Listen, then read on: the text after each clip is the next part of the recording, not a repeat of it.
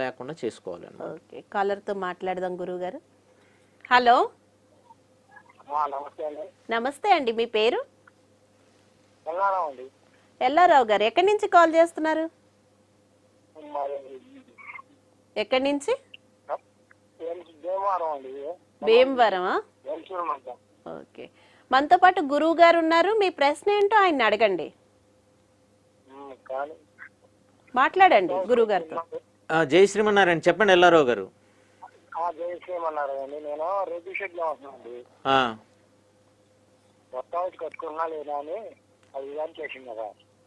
కొత్త హౌస్ కట్టుకుంటారా లేదా అని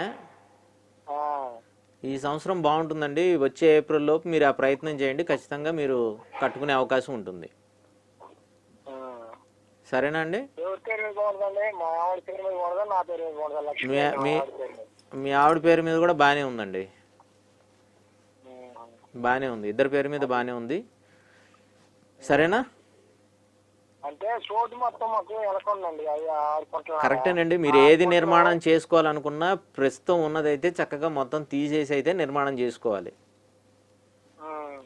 మళ్ళీ కిందన ఏవో పునాదులు ఉన్నాయి కదా, వాటిని ఎలాగో మళ్ళీ తీయటం ఎందుకనో, లేకపోతే ఈ రేకుల షెడ్ కొద్దిగా ఉంది కదా వెనక మేడ వేసుకుందాం, లేకపోతే పక్కన మేడ వేసుకుందాం, అలా కాకుండా ఉన్న స్థలం ఏ భాగంలో ఉన్నా మొత్తం తీసి నిర్మాణం చేసుకోవడం అనేది మంచిది, కింద పునాదులతో సహా.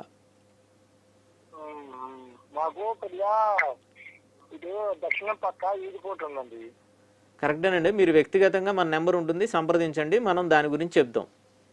సరేనా? గృహ నిర్మాణం ఎప్పుడైనా గుర్తుపెట్టుకోండి, వాస్తుపరంగా నిర్మాణం చేసుకుంటే